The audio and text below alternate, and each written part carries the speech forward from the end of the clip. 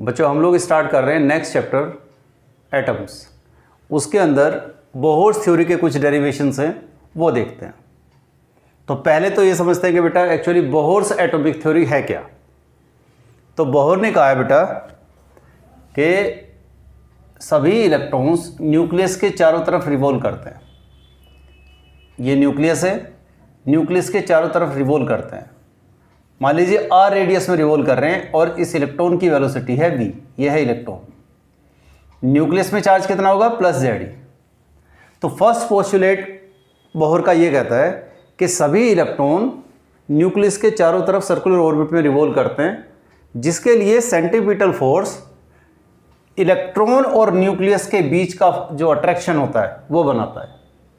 तो देख लीजिए बेटा फर्स्ट पोस्टुलेट का जो मैथमेटिकल मॉडल है वो क्या है, सेंटर में न्यूक्लियस का चार्ज +z, इलेक्ट्रॉन का चार्ज, तो इन दोनों के बीच में फोर्स ऑफ अट्रैक्शन कितना kZe²/r²।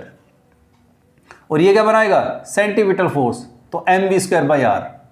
तो बेटा ये हो गया हमारा फर्स्ट पोस्टुलेट। फिर बोहर ने कहा है सेकंड पोस्टुलेट में कि ऐसा नहीं है कि इलेक्ट्रॉन कहीं भी रिवॉल्व करना शुरू कर देंगे। इलेक्ट्रॉन सिर्फ उसी ऑर्बिट में रिवॉल्व करते हैं जिस ऑर्बिट में इलेक्ट्रॉन का angular momentum integral multiple of h/2π होगा। Integral multiple of h/2π, where n की वैल्यू क्या है 1 2 3 इस तरह से। तो mvr = nh/2π, ये बोहर्स एटॉमिक थ्योरी का सेकंड पोस्टुलेट है। तीसरा क्या है, ये कहते हैं कि इलेक्ट्रॉन एनर्जी तभी इमिट या एब्जॉर्ब करता है जब वो एक ऑर्बिट से दूसरे ऑर्बिट में जाता है। जैसे हायर एनर्जी लेवल से अगर लोअर एनर्जी लेवल में आता है तो इमिट करेगा, लोअर से हायर में जाएगा तो एब्जॉर्ब करेगा।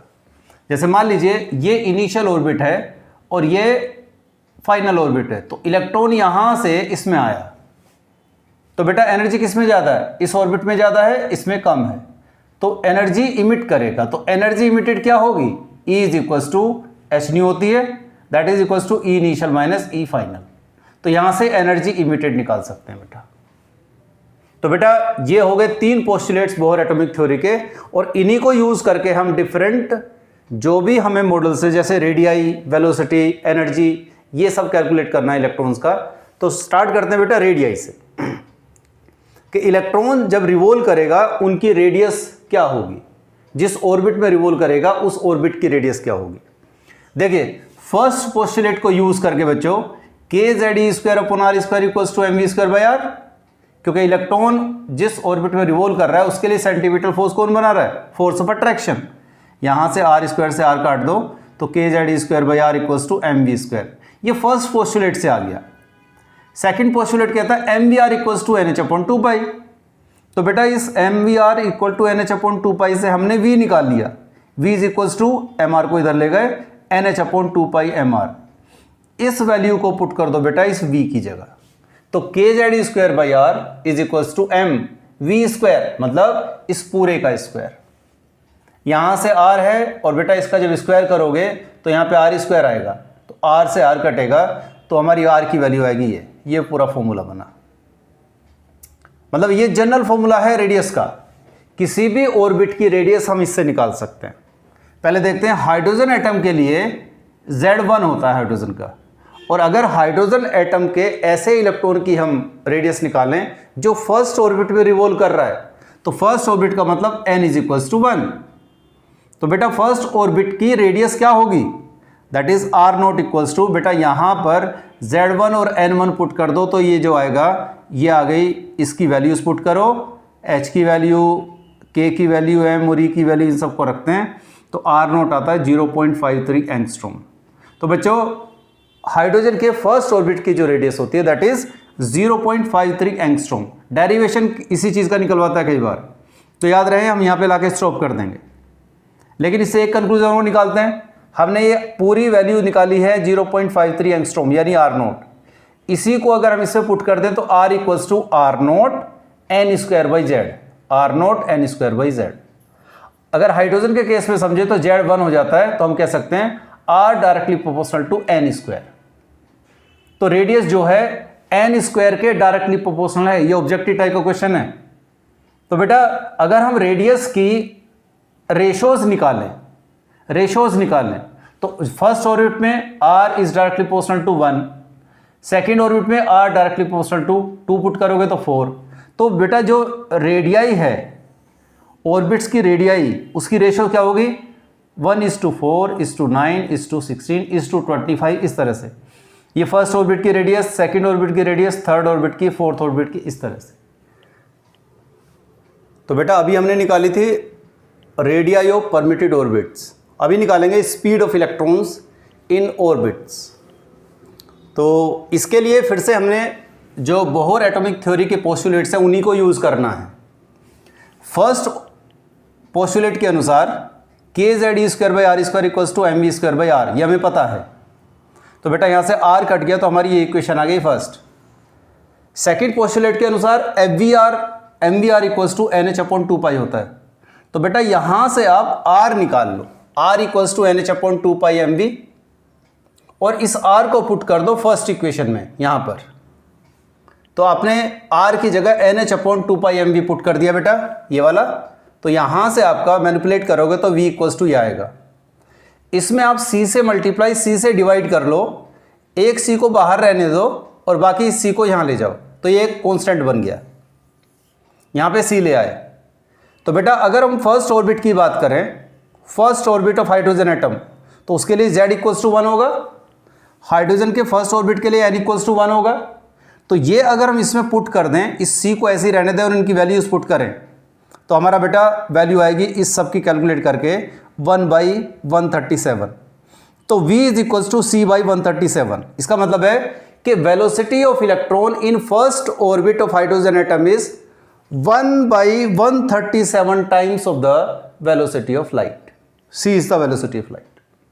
तो इस तरह से बेटा हम velocity of electron in each orbit निकाल सकते हैं। मान लीजिए हाइड्रोजन के सेकेंड ऑर्बिट में निकालनी है, तो इसका मतलब है कि n की वैल्यू 2 हो गई, तो इसका और हाफ हो जाएगा 1/c/137 × 2, नीचे 2 से मल्टीप्लाई हो जाएगा। कुल मिला के आप यहाँ पे एक चीज़ देखेंगे कि स्पीड ऑफ इलेक्ट्रॉन जो होती है that is inversely proportional to n। और रेडियस क्या था बच्चों? रेडियस था डायरेक्टली प्रोपोर्शनल टू n²। तो नेक्स्ट डेरिवेशन है बेटा energy of an electron in the orbit. कोई भी इलेक्ट्रॉन जो न्यूक्लियस के चारों तरफ चक्कर लगा रहा है उसकी एनर्जी कितनी होगी?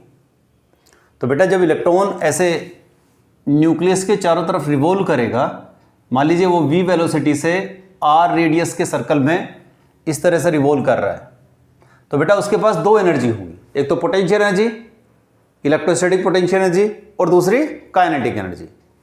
तो पोटेंशियल एनर्जी किसकी वजह से? क्योंकि न्यूक्लियस पे चार्ज है और इलेक्ट्रॉन पे चार्ज है। तो इलेक्ट्रोस्टैटिक पोटेंशियल एनर्जी क्या होती है? kQ1Q2/r। तो kQ1 मतलब न्यूक्लियस का चार्ज, Q2 मतलब इलेक्ट्रॉन का चार्ज। तो यहां से पोटेंशियल एनर्जी आ गई इतनी, -kZe²/r। काइनेटिक एनर्जी होती है 12mv²। बेटा बोहर्स के फर्स्ट पोस्टुलेट से mv²/r = kZe²/r² होता है, ये तो आपको पता ही है। दोनों चार्जेस के बीच में, न्यूक्लियस और इलेक्ट्रॉन के बीच में जो फोर्स है, force of attraction, that is equals to mv²/r। तो यहां से हमने r से इसको r² काट दिया, तो mv² = kZe²/r बचा। तो बेटा इस mv² को हमने पुट कर दिया यहाँ काइनेटिक एनर्जी के लिए, mv² की जगह। तो हमारी काइनेटिक एनर्जी आ गई, हाफ है और बाकी ये वाला पार्ट, तो kZe²/2r हो गया। तो काइनेटिक एनर्जी आ गई, ये पोटेंशियल एनर्जी है। ये total sum of energy, total energy of the electron is दोनों का सम। तो potential energy plus kinetic energy दोनों का सम कर दो, तो -kZe²/2r आता है बेटा।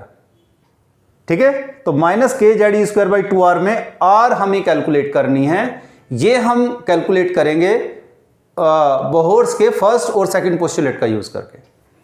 फर्स्ट पोस्टुलेट की ऑलरेडी हमने इक्वेशन ये लिख रखी है, सेकंड पोस्टुलेट हमें पता ही है mvr = nh/2π होता है। तो बेटा यहां से v निकाल लो, v = nh/2πmr, और इस v को उठा के रख दो कहां पर? इस इक्वेशन में, इक्वेशन 3 में। तो 6 को हमने थर्ड इक्वेशन में रख दिया, तो mv², v की जगह हमने ये वाला पार्ट रखा है, इज इक्वल टू के जेड स्क्वायर बाई आर। तो बेटा अब इसको जब मैनिपुलेट करोगे तो आर की वैल्यू हमारी ये आ गई। इस आर को उठा के रखोगे टोटल एनर्जी में, total energy of electron is ये आया माइनस के जेड स्क्वायर बाई 2r। तो आर की जगह हमने ये पुट कर दिया। तो बेटा एनर्जी का फॉर्मूला आया फाइनली माइनस 2 पाई स्क्वायर के square M E square by e⁴ divided by H square, और जेड स्क्वायर एन स्क्वायर भी साथ में है। ये सारी कॉन्स्टेंट टर्म्स हैं। अगर इनकी वैल्यूज पुट करोगे और फाइनली देखोगे तो ये आएगा माइनस तो है ही 13.6 electron volt Z square by N square. अगर आप हाइड्रोजन के लिए डिस्कस करते हो बच्चों तो हाइड्रोजन के लिए जेड हो जाता है 1, तो एनर्जी का फॉर्मूला है minus 13.6 by N square electron volt. इतनी एनर्जी होगी इलेक्ट्रॉन की। अब ये जो नेगेटिव साइन है बेटा ये इंडिकेट करता है कि इलेक्ट्रॉन बाउंड है न्यूक्लियस के चारों तरफ चक्कर लगाने के लिए। अगर बेटा ये नेगेटिव ना होती तो फिर इलेक्ट्रॉन निकल के बाहर जा सकता था। ये नेगेटिव एनर्जी ये रिप्रेजेंट करती है कि इलेक्ट्रॉन को अगर बाहर निकालना है तो आपको कुछ वर्क करना पड़ेगा।